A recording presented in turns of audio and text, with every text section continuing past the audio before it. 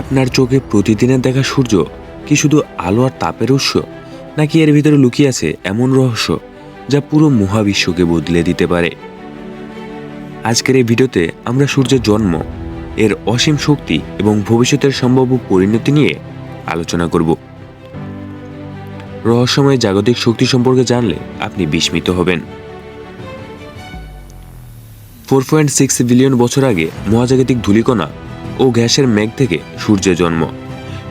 সূর্যের কেন্দ্র একটি পরমাণু চুল্লির মতো কাজ করে, যেখানে প্রতি সেকেন্ডে লক্ষ কোটি নিউক্লিয়ার ফিউশন ঘটে।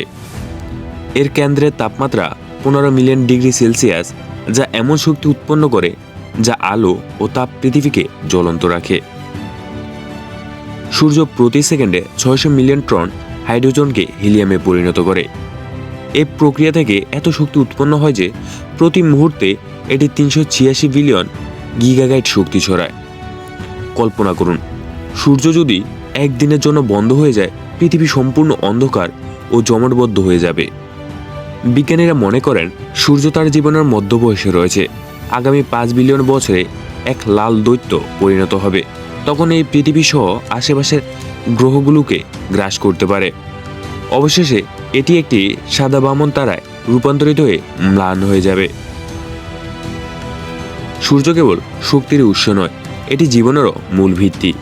আমাদের পূর্বপুরুষেরা সূর্যের দেবতা হিসেবে পূজা করতেন, কারণ তারা বুঝেছিলেন যে এটি জীবন ধারণের জন্য অপরিহার্য। আজও আমরা সূর্যের শক্তি নিয়ে গবেষণা করছি এবং সৌরশক্তির প্রযুক্তি ব্যবহার করে এক নতুন যুগের দিকে এগোচ্ছি। সূর্য শুধু একটি তারাই নয়, এটি আমাদের অস্তিত্বের মূল স্তম্ভ। এটি শক্তির রহস্য এবং ভবিষ্যৎ আমাদের মহাবিশ্বের গভীরতাকে বোঝাতে সাহায্য করে। আপনারা কী ভাবেন? সূর্যের শক্তি কি আমাদের ভবিষ্যৎ উন্নতির চাবিকাঠি? কমেন্টে জানাতে ভুলবেন না। ভিডিওটি যদি আপনার ভালো লেগে থাকে তাহলে লাইক দিন, শেয়ার করুন এবং সাবস্ক্রাইব করুন। শুভাশু।